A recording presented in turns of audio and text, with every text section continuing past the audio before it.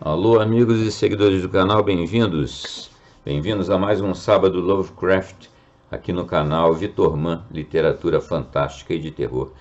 Sou o Vitor Machado, dou as boas-vindas aos novos que estão passando aqui a primeira vez e aos nossos velhos amigos aqui, apoiadores do canal. Bem, hoje, 9 de agosto, Sábado Lovecraft, já no seu projeto 3.0, né? Lembrando que já narramos toda a obra do Lovecraft solo no projeto original e obras em parceria com outros escritores no projeto 2.0. No 3.0, nós estamos alternando conforme o resultado de enquete em que vocês participaram, então uma certa reflexão e discussão. Nós estamos alternando aqui a pauta do 3.0, nós estamos alternando obras do Círculo Lovecraft, aquela galera amigos do Lovecraft que se reuniram em torno da figura dele e que garantiram a permanência dele no mundo da literatura, né? Então, obras desse pessoal, como foi esse romance incrível que a gente acabou sábado passado, O Espreitador no Limiar, do August Derleth, a partir de esboços do próprio Lovecraft. Então a gente está alternando obras assim, Círculo Lovecraft, amigos, e obras do novo ciclo, do novo mito Cthulhu. A gente já narrou aí algumas do novo mito Cthulhu, duas obras do grande Ramsay Campbell, chamado Lovecraft Britânico, e hoje vamos para mais uma terceira dele. Existem outros autores que podem ser chamados do novo mito Cthulhu, que a gente vai chegar neles mais para frente. Mas, por enquanto, eu estou trabalhando em cima dessas antologias que eu tenho aqui do Ramsay Campbell. Duas das quais foram cedidas, assim, graciosamente, e eu agradeço um bocado pelos seguidores do Simulacrum. E eu tenho também uma aqui, física, ele me mandou 2 e-books, né? E eu tenho essa daqui, Demons by Daylight, Ramsay Campbell. Essa antologia aqui é de onde eu retirei o conto de hoje. Por que eu fiz isso? Porque eu estou tentando montar aqui para vocês uma espécie de um mosaico da obra do Ramsay Campbell. A gente narrou já 2 obras dele, do início da carreira. Uma das primeiras, que é A Sala no Castelo, e em seguida, da antologia original, O Habitante do Lago e outros habitantes indesejados, eu narrei A Sala no Castelo e narrei também o Habitante do Lago, né? E agora, esse terceiro conto, o conto de hoje, Os Parágrafos de Franklin, esse é retirado dessa antologia que eu mostrei para vocês aqui. Já é uma obra muito mais moderna. Ela já é um outro estilo que o Campbell começou a burilar pouco a pouco. É uma obra mais moderna e, portanto, já é algo muito mais pessoal, podemos dizer assim. As obras do início, como foi A Sala do Castelo e O Habitante do Lago, elas são pura emulação da obra do Lovecraft, que é a base, é o início, é o start da carreira do Campbell. Ele, com a sua enorme criatividade, ele criou um, um mundo fictício no interior da Inglaterra, fazendo um paralelo com a Arkham lá do Lovecraft, na Nova Inglaterra. Na velha Inglaterra ele criou lá o condado de Bristol, aí é semelhante a Arkham, com o rio Severn, tem todo vários pontos de contato com a obra do Lovecraft. Bem, e ele foi pouco a pouco, então, como eu disse, construindo um estilo próprio, né? Bem distinto do estilo do Lovecraft, e nós aos poucos vamos explorando essa obra muito interessante que é do Ramsay Campbell. Mas antes de seguir e analisar o conto de hoje, eu vou aproveitar aqui para fazer manjados pedidos de sempre, né? O like logo agora, se possível, para evitar que se esqueçam, né? Lembrança ao término, lá nos comentários, o hype, uma outra forma de alavancar o canal, é muito importante. Os comentários, que é o que vai solidificando a nossa comunidade aqui, essa troca de opiniões, de pontos de vista, é muito divertido, muito interessante. E os compartilhamentos para ajudar a aumentar a base do canal. A gente está se aproximando dos 4.000 seguidores aqui. Foi bem rápido, né? Eu nunca tinha imaginado chegar nos 3.000 ainda agora, e já vamos chegar nos 4.000. Muito obrigado a todo mundo pelo apoio, né? E aqui na descrição nós temos uma série de outras formas de apoio do canal, das quais de longe a mais importante é entrar para membro, para os que possam, né? E que queiram receber os benefícios de serem membros do canal, né?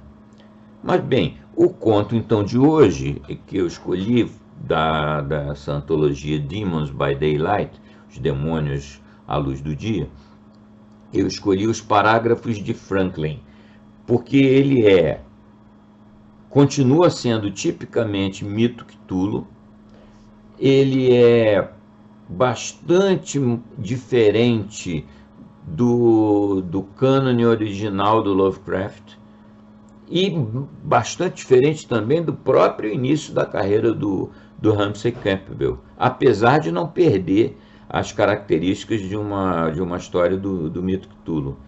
É muito bacana para vocês poderem comparar e verem o que é a evolução do estilo de um escritor, quando ele chega na sua maturidade. Então eu escolhi esse conto porque ele ao mesmo tempo ilustra essa nova fase da carreira do cara, como também mantém um vínculo com a origem, né? Com as origens do mito Cthulhu. Foi por isso que eu escolhi esse conto aí, né? Outra coisa muito interessante é que ele apresenta, apesar de toda essa roupagem mais psicológica, mais sutil, mais Campbell e menos Lovecraft, ele continua tecendo pontos de contato com a obra original. Bacana isso. Ele tem pelo menos duas características aqui que merecem comentário, que fazem essa ponte. Por exemplo, e o jeito com que ele escreveu é muito original realmente. Temos aqui um personagem chamado Undercliff. Esse Undercliff, ele é um escritor. Ele é semelhante, ele é um homólogo do Robert Blake lá no mundo do Lovecraft. Esse Undercliff, ele é um escritor que desapareceu. Esse é o primeiro conto que ele aparece em outros. E o jeito muito bacana que o Campbell arrumou para tecer um entorno verossímil, assim, de mais de realidade para o personagem, foi escrever, não é exatamente um prólogo, vocês vão ver logo em seguida, é uma pequena nota que antecede o conto. É uma nota, como se tivesse saído na imprensa, falando do Undercliff, dizendo que é um autor muito importante, que escreveu bastante coisa de terror e tal, está desaparecido. Ele chega ao ponto de comentar nessa tal nota, comenta assim a nota, porque o diretor de cinema, o famoso diretor de cinema, fulano, é um diretor coreano, que ele fez alguns filmes baseado na obra do Undercliff. Tudo isso é para construir uma teia de realidade em torno da figura do Undercliff, que em seguida é o protagonista do conto Os Parágrafos de Franklin. O Franklin mesmo não aparece na história, aparece os escritos dele, né? Aparece a mulher dele também, a viúva dele no caso, dentro dessa história aí. É uma coisa bem legal, de fato, o jeito com que ele encontrou para tecer esse fundo de realidade, verossimilhança, melhor dizendo, né, em torno da figura do Undercliff. E o segundo ponto de contato que eu queria lembrar é algo assim, é uma espécie de releitura do conceito Necronomicon. Lá no mundo do Lovecraft, o Necronomicon se todos vocês, doutores em Lovecraft, sabem perfeitamente, é aquele livro que você lê vai enlouquecer, que tem ali as grandes verdades sobre os grandes antigos e tal e coisa.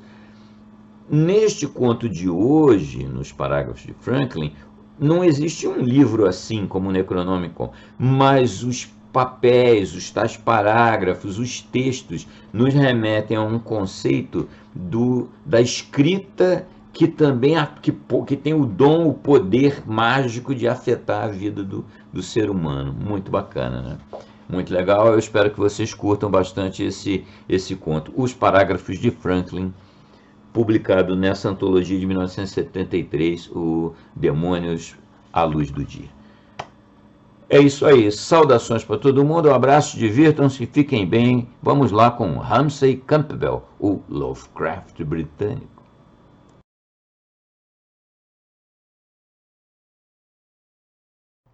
Os parágrafos de Franklin. Ramsay Campbell, 1973. Publicado originalmente na antologia Demons by Daylight. Errol Undercliffe, um tributo. Errol Undercliffe é um escritor de Brichester, cuja obra apenas recentemente começa a alcançar um público mais amplo. Aparentemente um recluso, ele frequentemente escreve para o fanzine Spirited, cujos editores, entretanto, nunca o encontraram. Especula-se que ele tenha palestrado num painel literário na Convenção de Fantasia de Brichester, em 1965, mas uma fotografia dele naquela ocasião ainda não pôde ser encontrada. Em 1967, quando tinha cerca de 30 anos, ele desapareceu após participar de uma pesquisa psíquica amadora. Suas histórias, a maioria delas abordagens contemporâneas de temas macabros tradicionais, foram editadas na coletânea Fotografado pelo Relâmpago, e o diretor de cinema coreano Harry Chang, um admirador de Undercliffe de longa data, concluiu um tríptico cinematográfico baseado em suas histórias, chamado Sonhos Vermelhos. Os parágrafos de Franklin. O desaparecimento de Errol Undercliffe em 1967 de seu apartamento em Lower Brichester não foi amplamente noticiado. A pouca especulação provocada pelo mistério logo foi resolvida pela crença de que Undercliffe havia desaparecido em busca de publicidade. Embora ele não tenha reaparecido, seu público parece ainda estar esperando que ele se manifeste e prove que está vivo. Na época, insinuei por escrito que poderia fornecer provas de algo mais sinistro, mas receio que a rotulagem geral de Undercliffe como um charlatão tenha sido suficientemente persuasiva para me dissuadir de publicar provas. Caso Undercliffe reaparecesse e se opusesse à publicação de cartas que me escreveu em particular. Agora, porém, eu ficaria mais do que satisfeito se Undercliffe declarasse que tanto seu desaparecimento quanto sua última carta foram uma farsa. Undercliffe me escreveu pela primeira vez em 1965, quando meu primeiro livro acabara de se tornar disponível na Biblioteca Central de Brichester. Tipicamente, ele anexava um recorte da coluna de cartas do Brichester Herald, sob o título Histórias de fantasmas podem ser difamatórias? Um homem do campo havia escrito: recentemente folheei um livro de histórias de fantasmas de um tal Sir J. Ramsay Campbell, localizado principalmente em Brichester. O Sr. Campbell parece ver os cidadãos da nossa cidade como bruxas, andarilhas ou pessoas do interior iletradas. A particularidade para o livro deixa claro o quanto o autor ainda é infantil. Já que isso é óbvio pelo conteúdo, achei estranho que ele achasse necessário anunciá-lo. Eu sugeriria que, antes de escrever mais, o Sr. Campbell deveria, primeiro, visitar Brichester, onde claramente nunca pisou, e, em segundo lugar, crescer um pouco. E assim por diante. Eu poderia ter respondido que, com base em minhas várias visitas a Brichester, eu não a considerava o tipo de cidade onde eu gostaria de passar a noite, mas acho esse tipo de carta de leitor um tanto infantil e não me senti inclinado a juntar-me ao coro de críticos. Para constar, atualmente Brichester tem uma aparência impressionantemente mundana, mas ainda assim acho que ela pode ruir. Quando eu e Kirby Macaulay passamos pela região em 1965, um mês ou mais antes da primeira carta de Undercliffe, Fiquei perturbado ao não conseguir encontrar a saída para Severnford e Brichester e os grupos de jovens inertes ao sol do lado de fora de um cinema em forma de barraco em Berkeley, exibindo, curiosamente, um filme de terror de Jerry Lewis. Não se mostraram nada úteis. Horas depois, já escuro, fomos direcionados por um policial de trânsito em uma rotatória, mas sem conferência prévia, contornamos a rotatória apenas para nos encontrarmos, de alguma forma, no caminho originalmente indicado e para nos hospedarmos numa estalagem cujo letreiro descobrimos ao amanhecer ter a forma de uma cabra. No entanto, estou divagando. Cito a carta do Herald com certa extensão, porque ela me parece demonstrar alguns aspectos do caráter de Undercliff.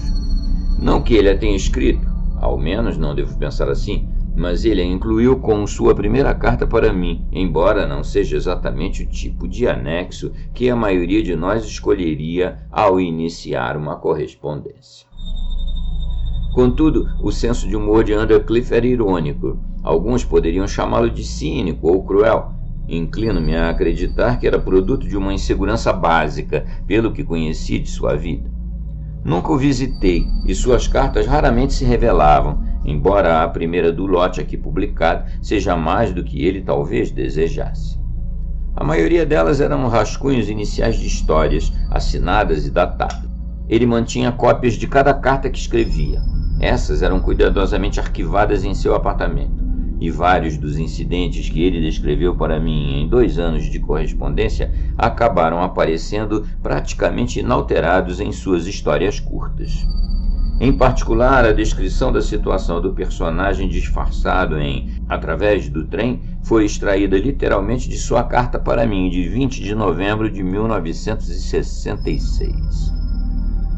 Se isso diz algo sobre o homem em si, só posso analisá-lo à luz do título que Errol Undercliff deu a si mesmo como o Mr. Arkadin da história de terror moderna.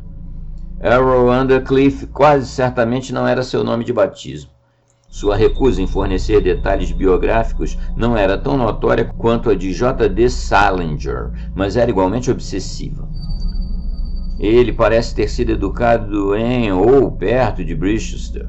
Veja a primeira carta aqui, mas não consigo localizar sua escola, nem o amigo cujo noivado ele descreve. Nunca vi uma fotografia dele. Talvez ele achasse que a aura de mistério com a qual se cercava se transferia para suas histórias. Talvez, novamente, ele estivesse decidido a preservar seu próprio isolamento. Se for o caso, isso lhe foi prejudicial no que se refere à aprovação final. Ele não tinha ninguém a quem pudesse recorrer. Quando fui até o apartamento de Undercliff ao saber que ele havia desaparecido, fiquei mais surpreso do que triste com a experiência. A área de Lower Brichester, como mencionei em outro lugar, é um tipo de mini cosmópolis que se encontra na maioria das grandes cidades inglesas. Casas de 3 andares, cheias de inquilinos errantes, cortinas tão variadas quanto bandeiras em uma conferência, mas bem mais desbotadas, a vidraça ocasional quebrada, os frequentes observadores furtivos. Alguém estava ajustando uma motocicleta na Pitt Street e os gases adentraram o apartamento de Undercliff por uma rachadura na vidraça e embaçaram a página em sua máquina de escrever. A senhoria já se preparava para se livrar disso, juntamente com os livros e outros pertences de Undercliff, assim que o aluguel vencesse no final do mês. Finalmente a convenci a me deixar cuidar da remoção, após uma boa dose de discussão. E a invocação de August Derleth, que nunca publicara Undercliff, o Conselho de Artes, que nunca ouvira falar dele, imagino, e outros. Tendo finalmente a retirado dali, bem ciente de que ela estaria disposta a me revistar antes de eu sair da casa, examinei o apartamento. O guarda-roupa e a cômoda continham 2 ternos, algumas camisas e outras peças, nada que parecesse particularmente elegante para uma festa de noivado. A cama dava para uma bela vista de uma rachadura aracnídea no teto. Claramente aquela rachadura que, subitamente, com uma horrível letargia, se desprendeu do reboco e caiu no rosto voltado para cima de Peter, que aparecia em O Homem que Tinha Medo de Dormir. O papel de parede tinha um aspecto à la Charlotte Perkins Gilman. Certa vez Undercliff reclamou que, tão absurda história deveria ter usado uma inspiração da qual eu poderia tirar um de meus melhores contos. A janela dava para a motocicleta fumegante, agora teimosamente presa na primeira marcha, e seu dono furioso. À noite, suponho que Undercliff, sentado à sua máquina de escrever diante da janela, poderia ter observado a moça deixando escorregar o roupão em seu apartamento do outro lado da rua, e ter continuado com esse gesto de vizinhança, embora sem muito sucesso. No parapeito da janela, suas bitucas de cigarro se acumulavam como fezes de pássaros. Ele tendia a jogar essas no meio da noite, desgostando da visão de um cinzeiro cada vez mais cheio. Ele chegava a fumar um maço a cada 1000 palavras, contou-me uma vez. Ele experimentou goma de mascar uma vez, mas isso deslocou uma obturação e ele tinha pavor de dentistas, conforme apareceu em The Drill. Tudo isso, claro, é trivial, mas eu ainda precisava de distração. Já havia seguido a busca de Undercliff pelas 3 primeiras cartas impressas aqui, e aquela página ainda na máquina de escrever. Uma carta para mim, provavelmente a última coisa que ele escreveu, totalizava o que encontrei. Removi-a com relutância e fui embora. A senhoria deixou estar. Mais tarde organizei o transporte do conteúdo do apartamento. Os livros, que pareciam ser os bens mais preciosos de Undercliff, livros de histórias de horror, comprados com os lucros de seus textos, um círculo triste e solitário de leitura, estão agora guardados em confiança pela British Science Fiction Association Library. O restante está em depósito. Desejo mais do que nunca que Undercliff reapareça para poder reivindicá-los. A primeira carta de Undercliff para mim, 15 de outubro de 1965, contém uma passagem que, em retrospecto, parece perpassada por uma ironia macabra. A implicação do tema de seu conto Os Insetos de Chagai, ele escreve, é interessante, mas você nunca chega ao ponto principal da peça. O leitor de horror que é cético quanto ao sobrenatural e finalmente se depara com uma evidência esmagadora de que é realidade. Qual seria a sua reação? Certamente não uma de o outro mundo lhe dá as boas-vindas. Esta é tão improvável quanto o final de O Papel de Parede Amarela. Mas o interessante está na maneira como você constrói a crença no que é visto. Para mim, eu acho que o fato de eu me esforçar muito para consultar material sobre o sobrenatural aqui em nossa biblioteca central já diz o bastante. A propósito, você já encontrou We Pass From View, de Roland Franklin? O autor é um homem local que tem algumas teorias bastante surpreendentes sobre reencarnação e coisas do tipo. O que nos leva a Franklin e We Pass From View, em si tão misterioso quanto o destino de Undercliff. Mas suspeito que os dois mistérios estejam interligados, que um explica o outro, se é que se deseja buscar uma explicação. Antes de discutir Franklin, no entanto, gostaria de destacar parte da obra de Undercliff. Sinto-me obrigado a trazê-la à atenção de um público mais amplo. Seus favoritos entre os seus próprios trabalhos eram The Drains, o sangue de um assassinato de outrora, a pinga de uma torneira fria, The Carved Desk, as runas entalhadas no que outrora fora uma mesa druida invocam algo que arranha os tornozelos de qualquer um tolo o bastante para sentar-se e escrever, e The Drifting Face, nunca publicado, originalmente destinado à malfadada segunda edição de Alien Worlds, que agora não pode mais ser rastreado. Eu prefiro seus trabalhos mais pessoais, menos populares. The Windows in the Fog, em que os sussurros de uma garota através da rua atingem um tom obsessivo, até que ele a aborda uma noite e, rejeitado, a mata.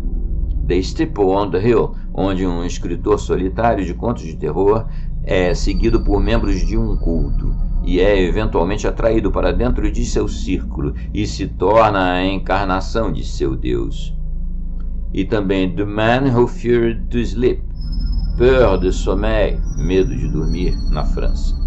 Na melhor coletânea de Undercliff, sob a chancela daquele excelente editor que redescobriu tais escritores como Puss Whitter e Sebastian Knight e tornou novamente disponível a lenda de Robert Blake, The Stairs in the Crypt. É curioso notar que toda a coletânea de Undercliff, incluindo o conto-título, que é certamente um estudo de insanidade, foi listada sob fenômeno sobrenatural no índice do H.W. Wilson Short Story Index, em um volume anterior àquele que colocou meu próprio Church in High Street sob apresentações religiosas, fazendo parecer que Undercliffe era pastor ou um ensaísta britânico sobre religião. Undercliffe esteve recentemente trabalhando em um roteiro para a Delta Film Productions, mas o produtor Harry Nadler informa que isso nunca foi concluído. Tampouco sua história Through the Zone of the Colossi, uma peça metafísica baseada em uma referência ao meu Mine on Yugot, combinada com um material de We Passed From View. O que me traz de volta à necessidade de discutir o livro de Franklin, um dever que temo ter estado evitando. Nunca vi o livro, mas tenho pouco desejo de fazê-lo. Evitei consultar a cópia da Biblioteca Central de Brichester quando fui ao apartamento de Undercliffe. Suponho que poderia obtê-la através da Biblioteca Central Nacional, embora suspeite que, na verdade, a cópia, como todas as outras, ao que parece, tenha desaparecido misteriosamente. Embora, como Undercliffe aponta, We Pass From View apresente afinidades marcadas com o mito de Cthulhu em certas passagens, estudiosos de Lovecraft como Derleth, Lynn Carter, Timothy D'Arcy Smith e J. Vernon Shee não podem fornecer nenhuma informação sobre o livro. Entendo que foi publicado em 1964 pela True Light Press, Brichester. Referências nas cartas de Undercliffe sugerem que foi uma publicação duplicada, originalmente distribuída com capas de cartão, mas provavelmente encadernada por bibliotecas que receberão cópias. Não consegui descobrir onde, se em algum lugar, ele foi vendido. Um rumor estranho chegou até mim recentemente de que quase toda a edição foi roubada da True Light Press. Na verdade, a casa de Roland Franklin, e desde então não se teve mais notícias, talvez destruída, mas por quem? Aqui está a pouca informação que obtive de várias fontes. A British National Bibliography fornece o seguinte registro: 129.4 Encarnação e Reencarnação, Franklin Ronald. We Pass From View, Brichester, True Light Press, 9 de 6, janeiro de 1964. 126 páginas, 22 centímetros. No entanto, o Cumulative Book Index, que lista todos os livros publicados em inglês, não reconhece o livro. Ao menos nem eu nem a equipe da Biblioteca Picton de Liverpool conseguimos localizar a referência. Enquanto correlacionava anotações, fiquei surpreso ao encontrar no meu caderno de apontamentos a seguinte resenha, que pode ter sido copiada do Times Literary Supplement. Pseudopodites. As últimas poucas décadas testemunharam o surgimento de muitas pseudofilosofias perturbadoras, mas We Pass From View deve ocupar o mais baixo escalão. O autor, Roland Franklin, tem menos noção de estilo do que a maioria de seus semelhantes. No entanto, as ideias por trás da escrita são expressas com menos ambiguidade do que se poderia desejar. Sua tese básica parece ser que o número de almas no universo é limitado por alguma aplicação ilegítima do princípio da conservação de energia e que a humanidade deve, portanto, reconhecer um número infinito de encarnações simultâneas. O último capítulo, Toward the True Self, é uma espécie de redução ao absurdo da teoria, concluindo que o verdadeiro eu deve ser encontrado fora do espaço e que cada ser humano é meramente uma faceta de seu eu, que por sua vez é capaz de experienciar todas as suas encarnações simultaneamente, mas incapaz de controlá-las. Há aqui uma sugestão de Beckett, particularmente l'innommable, e o Sr. Franklin infundiu até mesmo um humor inconsciente em muitas passagens, ao ponto de causar hilaridade quando o livro foi lido em voz alta em uma festa. Mas um livro que defende o uso de drogas para alcançar a realização de rituais de magia negra merece atenção. Não tanto como humor, e certamente não como se pretendia, mas como um fenômeno sociológico. Risos numa festa, de fato. Ainda acho essa observação bastante assustadora. Que tipo de livro estava sendo lido em voz alta? A resenha do TLS menciona passagens, mas nesse caso, o que aconteceu com ele? Como muito nesse caso, o fim se desfaz em mistério. Compreendo que muitas cartas indignadas foram recebidas. Aqueles que as escreveram provavelmente não foram impressos. Em 1966, ouvi vagamente falar de um livro chamado How I Discovered My Infinite Self, por um iniciado, mas se isso chegou a ser publicado, eu não sei. Undercliffe citou várias passagens de We Pass From View que, embora eu ache profundamente desagradáveis, eu as incluirei o melhor que possa. Ainda tenho todas as cartas de Undercliffe. Um dia talvez as edite em um artigo memorial para The Arkham Collector, mas parece-me bastante tarde para isso. Escrever um memorial de um homem que ainda pode estar vivo em algum lugar... As cartas impressas aqui são, creio eu, essenciais. Em sua carta de 2 de novembro de 1965, Undercliffe escreveu: Eis uma passagem bizarra que pode colocá-lo na trilha de um novo conto, desde a primeira página de We Pass From View. O iniciado deve sempre lembrar-se de que o Self é infinito e que este não é senão uma parte do seu próprio Self, não consciente de seus outros corpos e vidas. Lembre-se ao dormir, lembre-se ao acordar. Acima de tudo, lembre-se ao entrar no estágio de iniciação. Quanto a esse primeiro estágio, rastreei referências ao longo do texto, mas nada muito claro.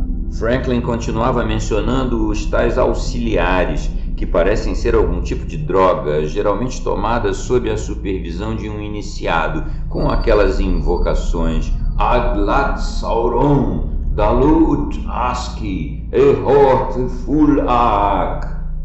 Isso deve soar familiar a qualquer pessoa que tente evocar conhecimento consciente de suas outras encarnações.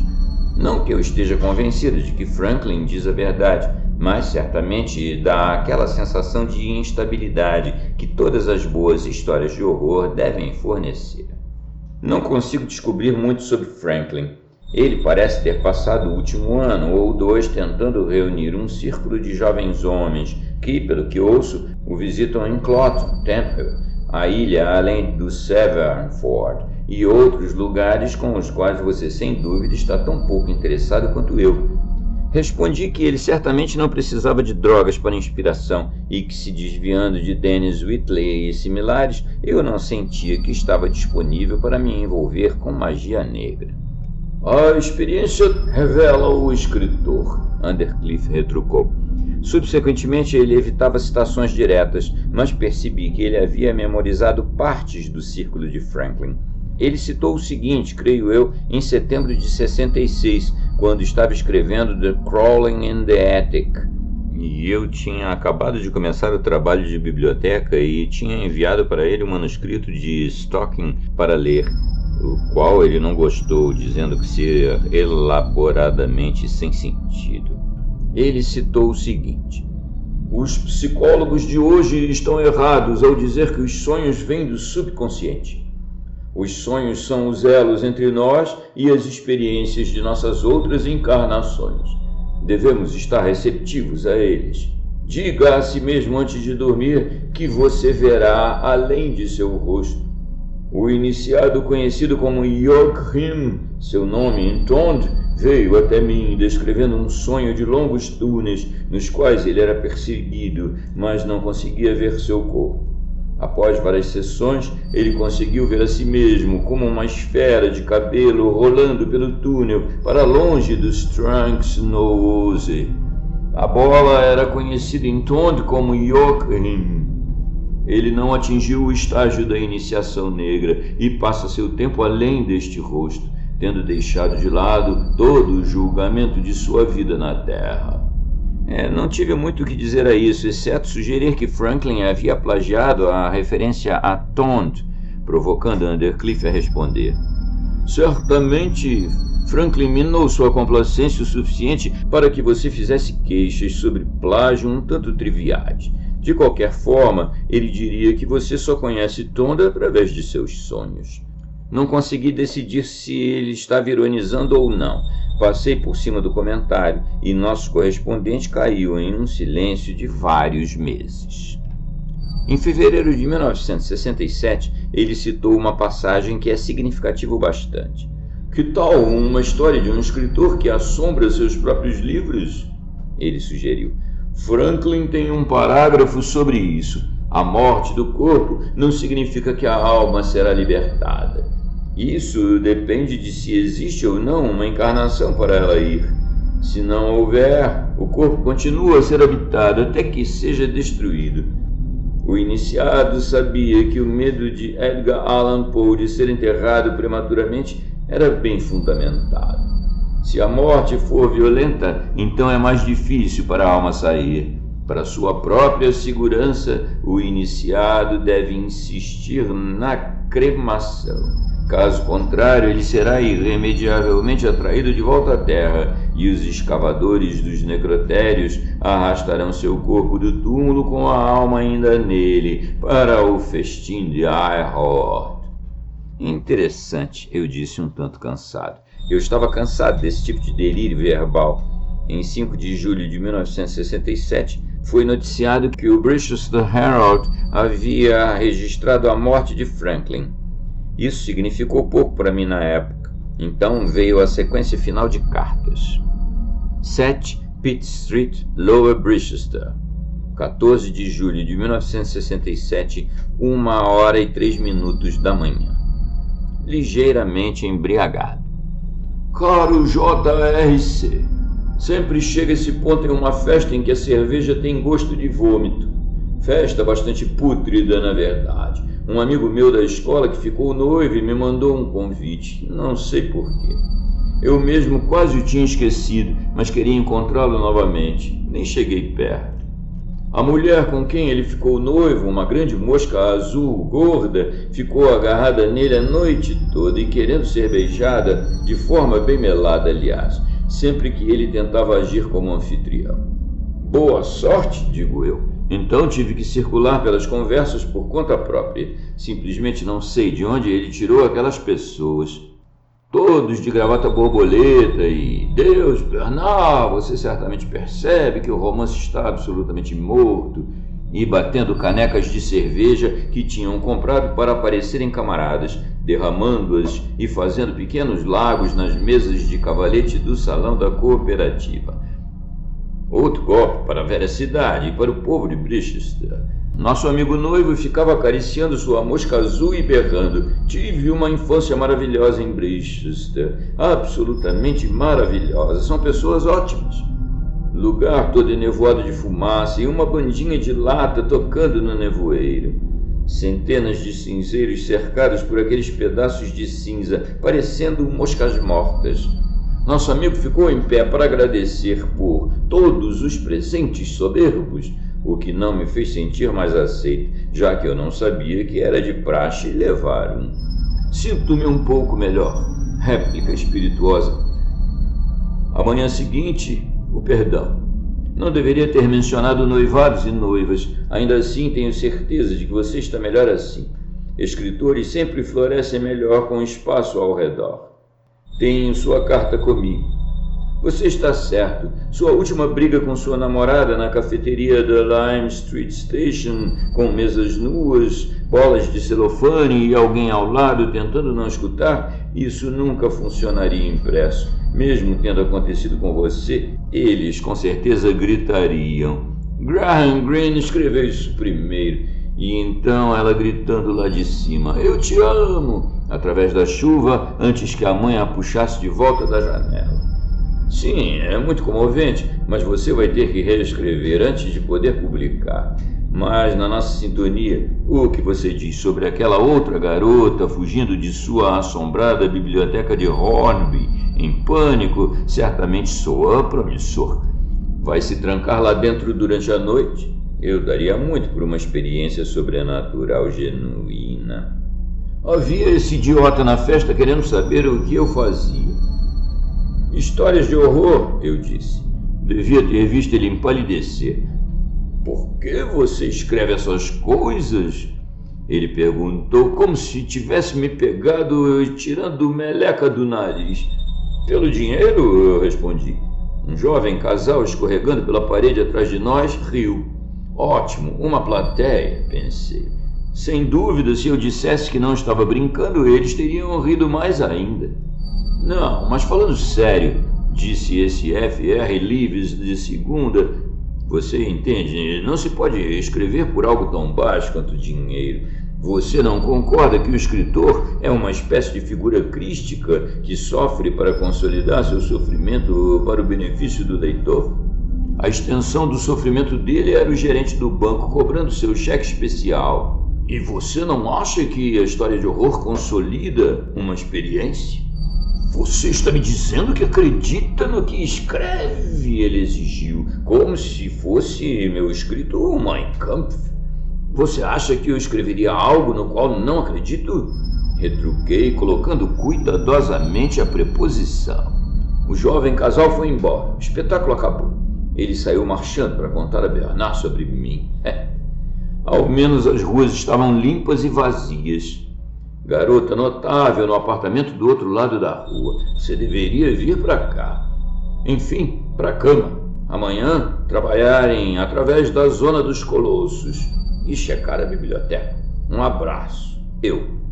Poço do Inferno, Brichester Inferior, 14 de julho de 1967.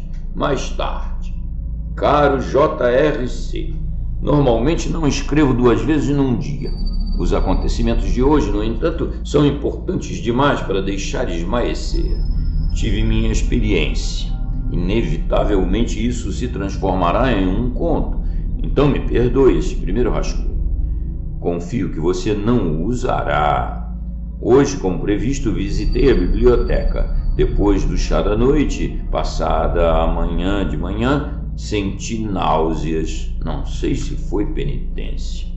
No ônibus eu estava tentando cantar Zone of the Colossi, mas eles não deixavam. Você conhece?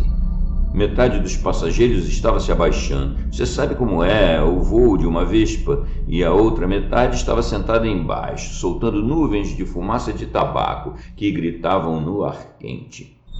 Sentei-me ao lado de algum idiota contorcendo-se, e meus pensamentos continuavam se desviando, numa busca pelas letras da música para conseguir encaixá-las na melodia e me livrar daquilo tudo. Não foi um começo lá tão auspicioso. Zone of the Colossi foi esquecida quando saí da biblioteca. Não consegui encontrar We Pass From View na estante da seção de religião. Veja bem, algum cretino, num sobretudo envelhecido, estava perambulando pela seção de ciência e experimentando livros, recolocando-os em qualquer posição em que estivesse parado, recebendo olhares de reprovação do pessoal. Outra pessoa havia erguido uma fortaleza de livros sobre uma das mesas e atrás dela estava preenchendo seu cupom de apostas. Ele me amaldiçoou visivelmente quando me aproximei da barricada. Raramente me senti tão constrangido quanto naquele momento, com o olhar dele sobre minha cabeça.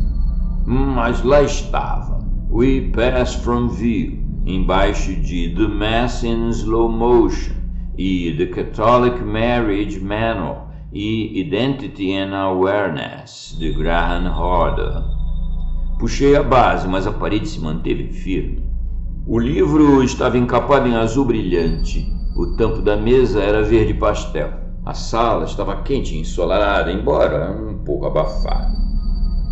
Na outra extremidade, atrás de uma escrivaninha creme, um dos funcionários contava suas aventuras em uma biblioteca filial, como fora atormentada por velhas que espiavam o que ele chamava de ficção de horror barata, que então ele olhou ao redor para explicar, como sendo o parente pobre da não-ficção, como todos os bibliotecários acadêmicos. Tanto faz para a nossa utilidade. Não poderia haver nada mais distante de um cenário Lovecraftiano, mas aquilo não era a coisa real.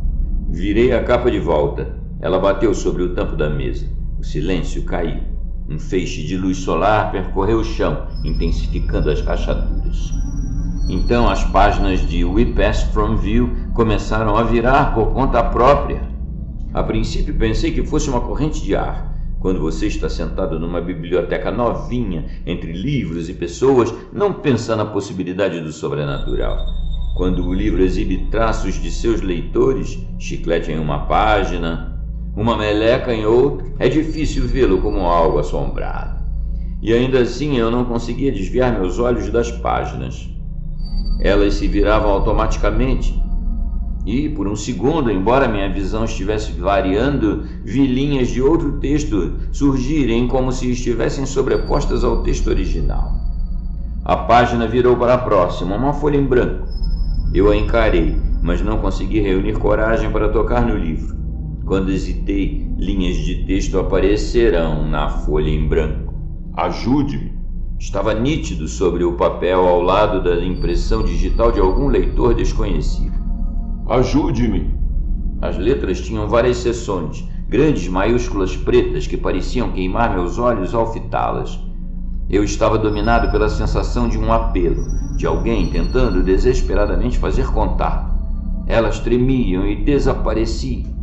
Sinto que alguém está lendo. Tem que estar. Isso tremeluzia e desaparecia. Li em um segundo. A sala parecia sem ar. Eu suava. Minhas costelas doíam com o peso em meus pulmões.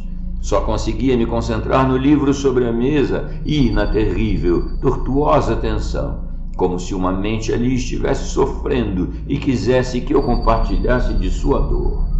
Ela me enterrou. A vingança dela. Eu disse para cremar. Mulheres vadias. Não se pode confiar. Ajude-me. Esse ajude-me era meio derretido.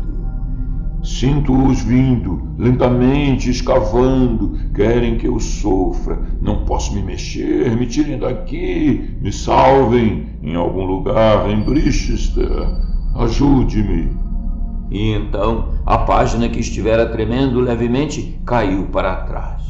Esperei. A sala se recompôs sob a luz solar implacável. A página continuava em branco. Não sei por quanto tempo esperei. Por fim, ocorreu-me que o cenário estava todo errado. De volta ao meu quarto, talvez eu consiga restabelecer o contato. Peguei o livro, segurando-o com certa cautela. De algum modo, eu esperava senti-lo se mover, lutar entre meus dedos, e o levei até a escrivaninha, de volta à mundanidade. Receio que este seja apenas para consulta local, disse a moça no balcão, exibindo um sorriso e seu anel de noivado para mim. Disse a ela que parecia ser o único exemplar deles e que havia vários dos meus livros na seção de ficção e que eu conhecia o bibliotecário-chefe. Bem, eu o vislumbrara entronizado em seu escritório enquanto alguém levava seu café no dia em que fui convidado pela secretária dele a autografar os meus livros. Eu poderia tê-la informado que sentia o livro pulsando em minha mão, mas ela respondeu: Bem, pessoalmente, eu sei que podemos confiar em você com isso, e se dependesse de mim, eu deixaria você levar, mas... E muito mais daquele tipo de discurso, estou apenas fazendo meu trabalho e coisas que tais. Coloquei o livro sobre a mesa para poder gesticular, e ela o entregou a uma moça que estava recolocando livros nas estantes, perguntando tardiamente: Você não queria ele de novo, querido? Vi-o sendo levado no topo de uma pilha cambaleante. Mais uma vez o transcendental estava sendo apagado pelo mundano. Franklin seria cuidadosamente arquivado e esquecido, e isso me mostrou o que eu devia fazer. Claro que eu sabia que era Franklin cujos parágrafos eu vinha lendo do além-túmulo, de fato, de dentro do túmulo. Mas eu não sabia como encontrá-lo. O Brichester Herald não havia informado nem seu endereço, nem onde ele fora enterrado. Você sabe algo sobre Roland Franklin? Perguntei. Sim, ele costumava vir aqui com bastante frequência. Mas ela obviamente não queria falar sobre isso. Eric, não deixe a Mary fazer toda a arrumação, disse ela ao seu companheiro no balcão, que estava construindo uma casa com cartões postais de férias. Franklin, o viadinho de capa? Ele se dirigiu a mim. Você não é amigo dele, é? Ainda bem. Costumava vir aqui com uma turminha inteira, os 12 discípulos, como a gente costumava chamar. Um deles veio até o balcão um dia porque estávamos falando do mestre dele e sacudiu um punho grande e esquelético para nós e dava para ver as drogas escorrendo dos olhos dele. Por que você está interessado nesse viado? Não consigo imaginar o que atraía todos eles com aquela capa carcomida e aquela enorme cabeça careca. Provavelmente tinha arrancado os últimos fios de cabelo para colar naquela barba de aranha. Ele tinha uma esposa também, eu acho. Deve ter sido antes dele chegar à encruzilhada. O que foi, Mary? Você quer que eu me arrebente todo? Você sabe onde ele morava? Eu o detive. No fim da Mercy Hill. A casa parecia que Satanás morava lá. Você não vai errar. Ele derrubou a casa de cartões e foi embora. E assim, sentindo-me um tanto à deriva, eu também fui. Suponho que eu pudesse ter tentado encontrar Franklin hoje, mas queria cristalizar a experiência, preservá-la antes que perdesse a forma. Suponho que eu pudesse ter tentado encontrar Franklin hoje, mas queria cristalizar a experiência, preservá-la antes que perdesse a forma. Voltei para casa e anotei isso. Acho que precisa de uma reescrita. A realidade sempre precisa. Suponho que tenhamos de lhe dar alguma forma, mesmo pagando o preço da distorção. Continuo pensando em Franklin, em seu caixão, consciente de algo escavando em sua direção, incapaz de mover um músculo, mas ainda assim capaz de sentir. Mas agora está escuro, eu não poderia encontrá-lo no escuro. Amanhã, mais. Adeus, garota na janela. 15 de julho de 1967. Caro JRC, hoje foi perturbador. Eu sabia que Franklin morava na Mercy Hill, mas a colina cobre uma grande área. Eu não poderia procurá-la inteira à procura da casa dele. Finalmente pensei no diretório de ruas. Estranho não ter pensado nisso antes, e fui à biblioteca hoje para verificar. Havia apenas um R. Franklin na Mercy Hill. Voltei à seção de religião, mas eles não conseguiram encontrar We Pass From View. Suponho que estejam me classificando como um dos excêntricos habituais deles. Peguei um ônibus para Mercy Hill. Sol alto, brisa leve. Uma mosca azul acariciava seu reflexo na janela, tentando escapar. Nas ruas, casais levavam seus sorvetes para passear em direção à colina. Bolas de tênis pontuavam suas pausas. Garotas saltavam, bochas batiam. E das casas atrás, uma procissão carregava bandejas de bolos para o pavilhão. Era um daqueles dias em que, se algo deve acontecer, você tem que fazer acontecer. Ou, para mim, completar o próximo episódio do meu conto. Desci no sopé da colina e subi os terraços empilhados. Em uma das esquinas estavam construindo uma nova escola. Operários se aqueciam ao sol sobre vigas de ferro. 2 níveis acima, entrei na The Terrace e imediatamente vi a casa de Franklin. Era inconfundível. A personalidade que deu àquela casa sua forma final não foi a do arquiteto. Uma chaminé havia sido construída em forma de frustrum, tronco de pirâmide ou cone, de pedra branca. Um cômodo extra fora acrescentado à esquerda e sua janela fora bloqueada com tijolos mais novos. Todas as cortinas, exceto as de uma janela do térreo adornada de verde, eram pretas. A casa parecia abandonada, ainda mais por causa do jardim, que não podia ter sido cuidado há anos. Grama e ervas daninhas cresciam até o joelho. Fui abrindo caminho, imaginando coisas rastejando para dentro dos meus sapatos. Uma nuvem agitada de moscas se ergueu de algo ao lado. Cheguei à porta da frente e vi a cortina verde se mover. Um rosto espiou e recuou. Bati a porta. Houve um momento de silêncio. Então, do lado de dentro, uma voz de mulher gritou: Deita logo! Antes que eu pudesse refletir sobre isso, a porta se abriu. A mulher certamente não estava de luto, o que era encorajador, pois eu não sabia bem que abordagem tomar. Ela usava um vestido vermelho que parecia pálido contra o papel de parede carmesim do corredor. Estava fortemente, embora de forma imprecisa, maquiada e seu cabelo estava um tanto arbitrariamente descolorido. Ela esperou. Você seria a senhora Franklin? Ela pareceu desconfiada, como se eu tivesse feito uma ameaça. Roland Franklin foi meu marido. Ela admitiu sem gentileza. Quem é você? Quem, de fato? Não parecia que eu conseguiria muito, declarando a natureza sobrenatural da minha busca. Sou escritor, eu concedi. Li o livro de seu marido várias vezes. Fiquei chocado ao saber da morte dele. Acrescentei para conseguir algo. Bem, você não precisa estar. Entre de qualquer forma.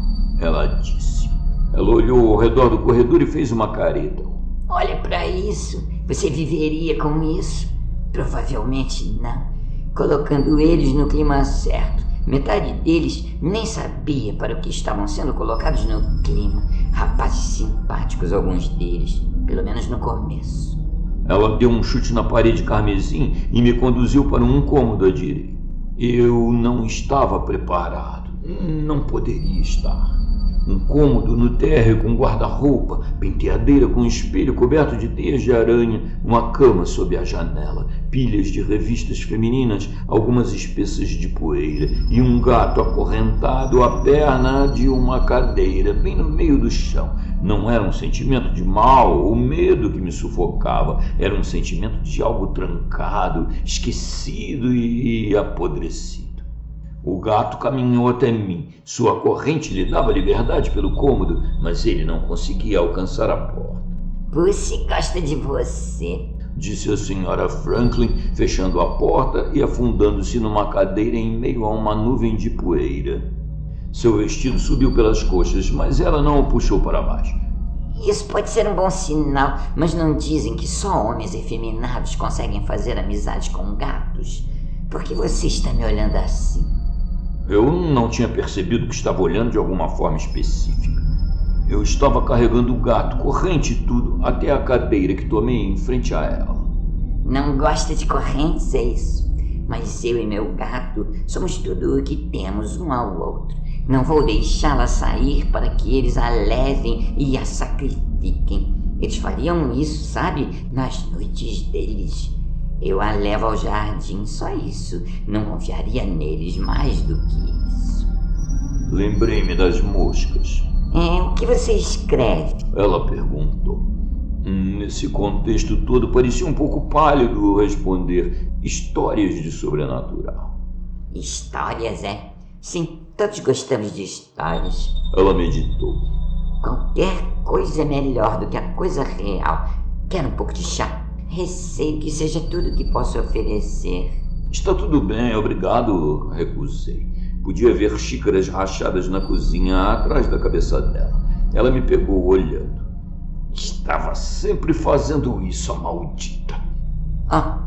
Não posso culpá-lo por pensar. Ela disse.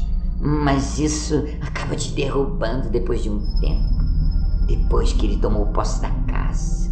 Você não sabia disso, sabia? Sim, ele tomou. Ele se casou comigo e então foi tomando cada cômodo, guardando coisas que eu não tocaria por toda a casa. Até que eu peguei esse quarto e a cozinha e disse para ele: se você tentar qualquer coisa nos meus cômodos, eu te mato. Ela bateu no braço da cadeira e a poeira voou. Mas por que você aguentou tudo isso? Eu tive que perguntar. Por quê? Porque eu me casei com ele. O gato fugiu, derrubou uma pilha de revistas, espirrou e pulou de volta. Ela o puxou de volta e o acariciou. Agora, Pussy não tem medo da mamãe. Ela acalmou o animal e o pôs no chão. Ele começou a arranhar o sapato dela. Eita, pelo amor de Deus! Ela sibilou. Ele veio até mim em busca de conforto. Quando me casei com ele... Ela voltou-se para mim.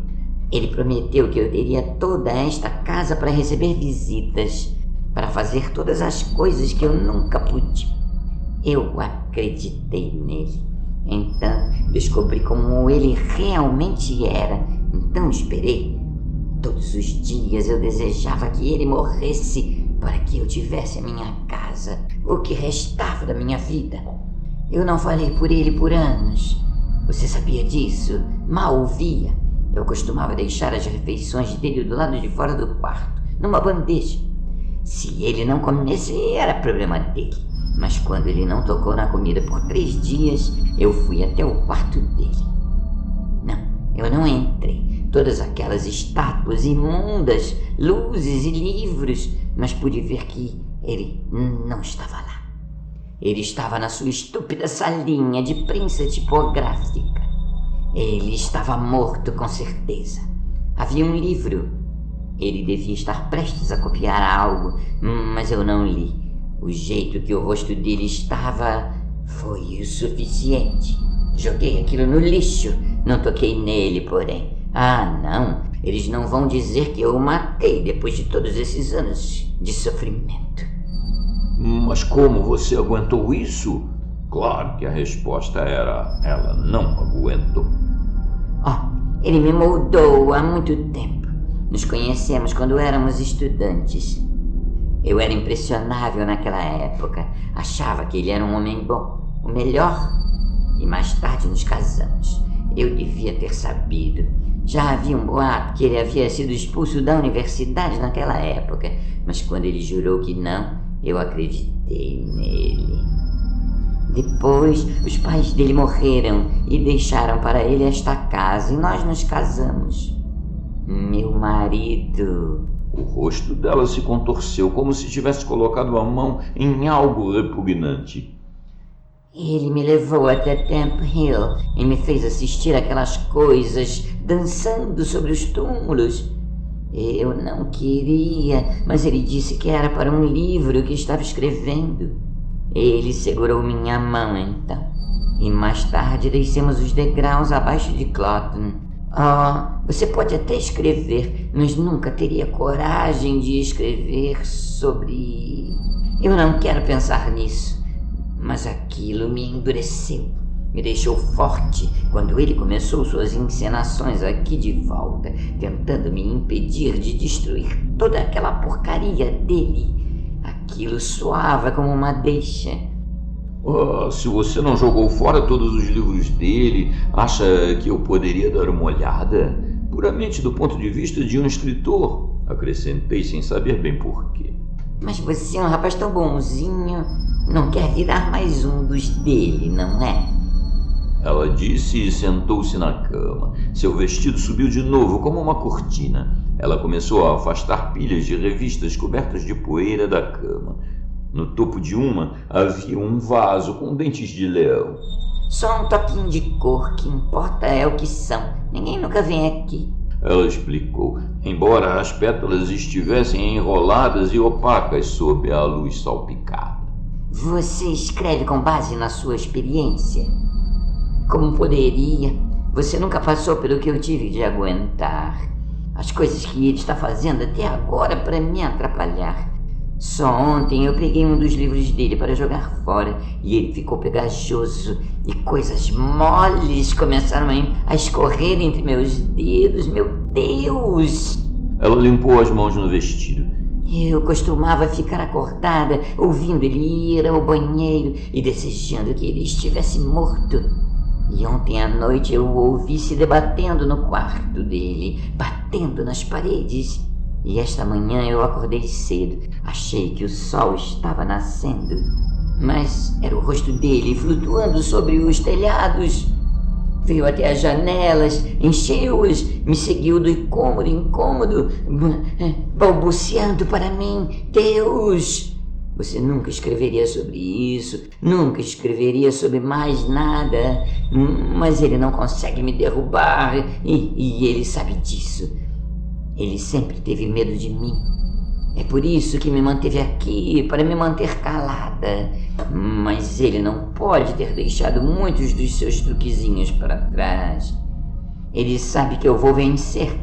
Mas você não quer se envolver com as coisas erradas. Você é um rapaz tão bonzinho.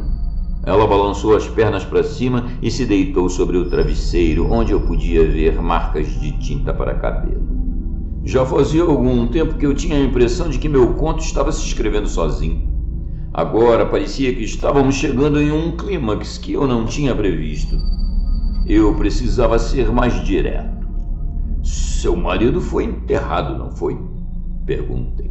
Ele não pediu para ser cremado? Ela pareceu demorar uma eternidade para se sentar. Seus olhos estavam em mim o tempo todo. Como você sabia disso? Ela perguntou suavemente. Você se traiu aí, não foi? Você é um dos dele. Eu sabia, antes mesmo de você chegar à porta. Sim, ele está enterrado, onde todos vocês deveriam estar. Vá em frente, vá até ele. Tenho certeza de que ele gostaria que você fosse. Ele já deve ser capaz de sentir ele chegando. Espero que sim. Sim, ele vivia falando do tal de Eyhort, mas ele não gosta quando eles vêm buscar. Vá cuidar dele, você. Eu não sabia do que ela seria capaz. Recuei apressadamente, vendo-a se observar no espelho e zombar quando encontrou meu olhar. De algum modo, derrubei uma pilha de revistas e enterrei o gato, que lutou para sair e enrolou minha perna com sua corrente. Não toque no meu gato! Ela gritou. Ela vale 1 milhão de você. O que foi, querida? Venha pra mamãe. E eu escapei, correndo pelo corredor, um intestino inflamado, e pela grama, sem me importar com o que pudesse pisar sem ver. De repente, eu estava sobre o asfalto firme. Na rua abaixo, um carro de sorvete tocava Greensleeves.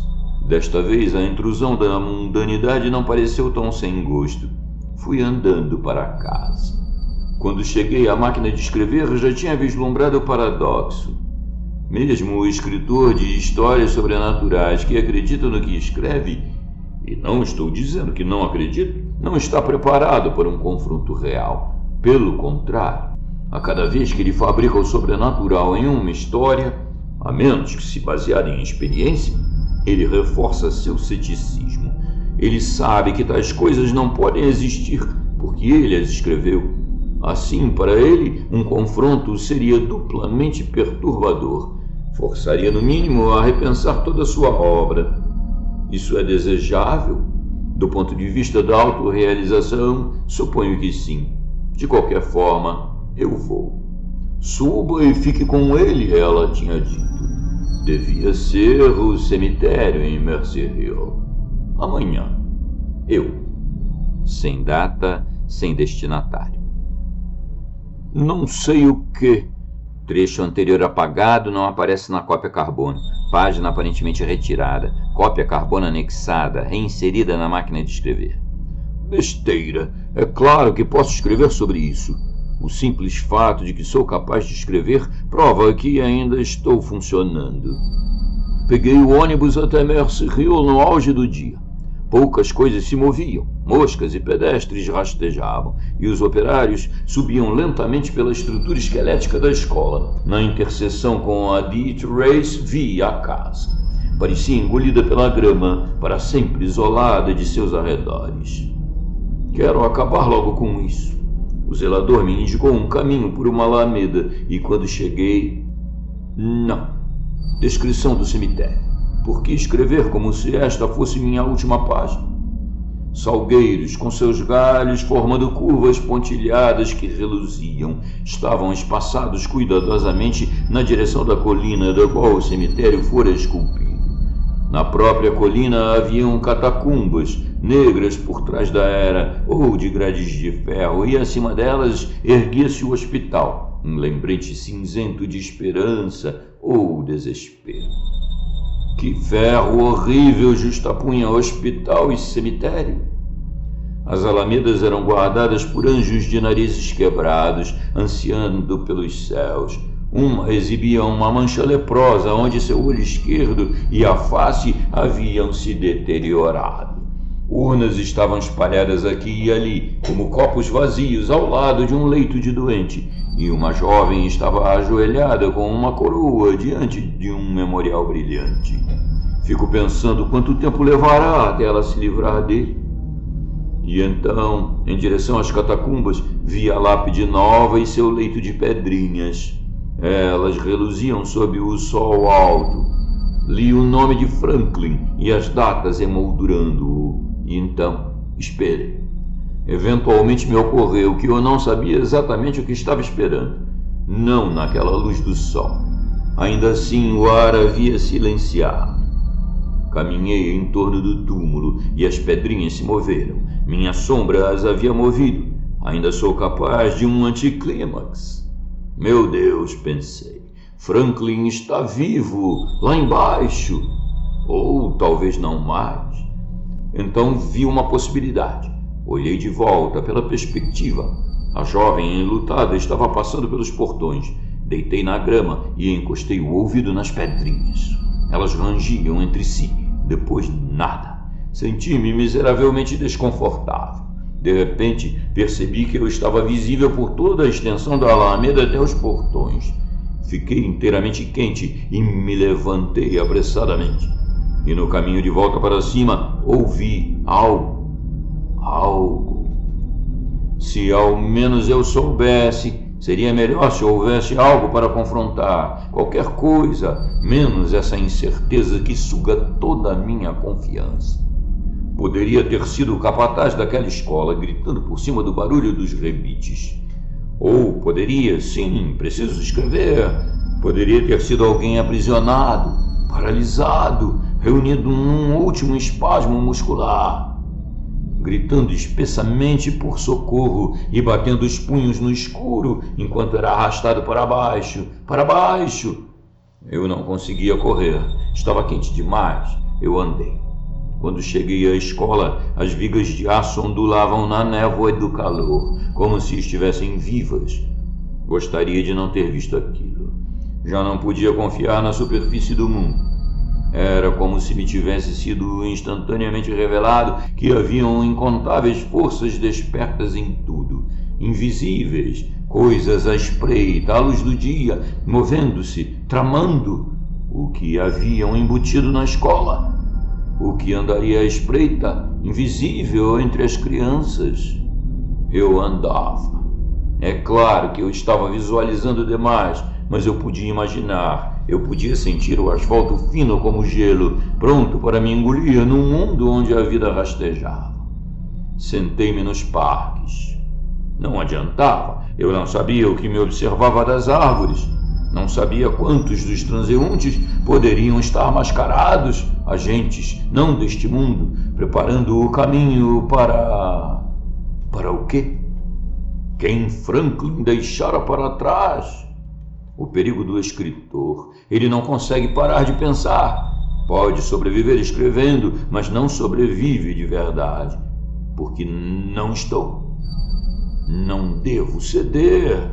Vaguei até escurecer. Encontrei um café, não me lembro. Estava numa rua deserta de lojas, com uma única janela vermelha acesa acima de uma loja apagada. Não sei por que pareceu-me maligna. O vestíbulo de Franklin, suponho. Então voltei e digitei isto. A rua está vazia. Apenas a sombra do poste parece se mover. A janela em frente está escura. O que pode estar lá esperando? Não consigo me virar. Encaro o reflexo do quarto atrás de mim. O reflexo, como uma fotografia emoldurada, prestes a ser aberta por algo que se ergue. Quando eu escrever isso, me virarei. Não ouso, acabei de dizer em voz alta.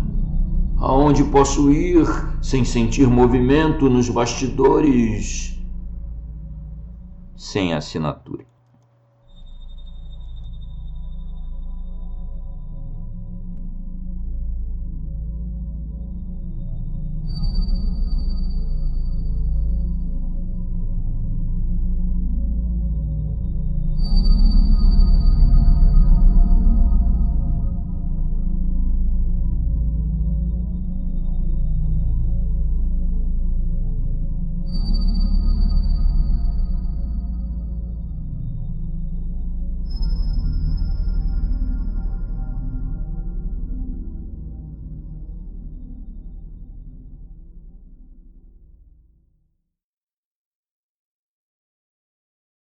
Conto incrível, não?